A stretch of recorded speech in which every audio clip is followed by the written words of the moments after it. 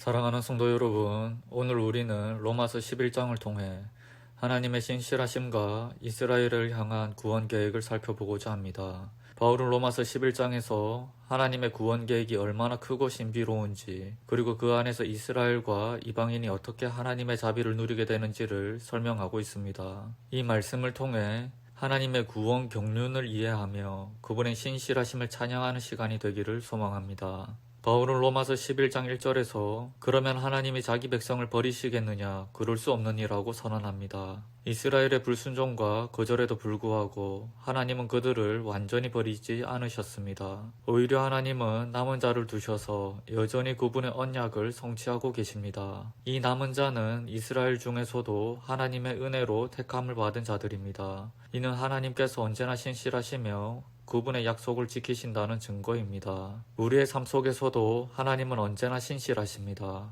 때로는 우리가 넘어지고 실수하고 하나님의 뜻에서 벗어날 때가 있지만 하나님은 우리를 포기하지 않으십니다. 오히려 그분의 자비와 은혜로 우리를 붙들어 주십니다.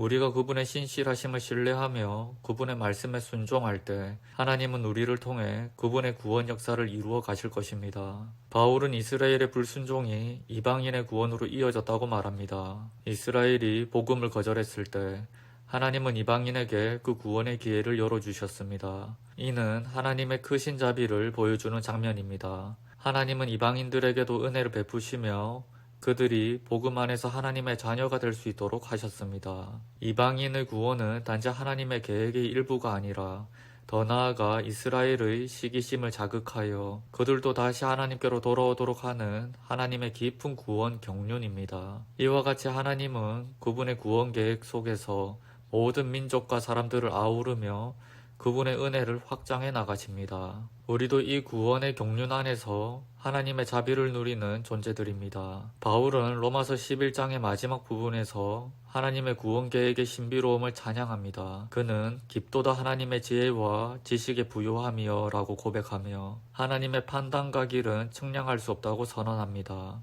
이는 인간의 이해로는 다 설명할 수 없는 하나님의 놀라운 구원 역사를 찬양하는 것입니다. 하나님은 이스라엘과 이방인 모두를 하나님의 자비와 은혜 안으로 인도하시는 신비로운 계획을 가지고 계십니다. 우리가 하나님의 구원 계획을 다 이해하지 못하더라도 우리는 그분의 신실하심과 자비를 믿고 찬양해야 합니다. 우리의 구원은 우리의 공로가 아닌 하나님의 은혜와 자비로 이루어진 것입니다. 이 은혜를 깊이 묵상하며 우리를 구원하신 하나님을 찬양합시다. 사랑하는 성도 여러분, 하나님은 이스라엘과 이방인을 포함한 모든 사람을 향한 구원 계획을 가지고 계십니다. 그분의 구원은 신실하고 자비로우며 우리의 이해를 초월하는 신비로움이 있습니다. 그러므로 우리는 하나님의 구원 경륜을 믿고 그분의 자비와 은혜를 신뢰해야 합니다. 하나님의 구원 계획을 묵상하며 그분의 신실하심과 자비를 기억하기를 원합니다. 우리의 삶 속에서 그분의 은혜를 경험하며 그 은혜를 세상에 전하는 자가 되기를 소망합니다. 이스라엘의 남은 자와 이방인에게 은혜를 베푸신 하나님께서 우리 모두에게도 동일한 은혜를 베풀고 계심을 믿으며 감사의 마음으로 그분을 찬양하는 성도가 되기를 주님의 이름으로 축복합니다.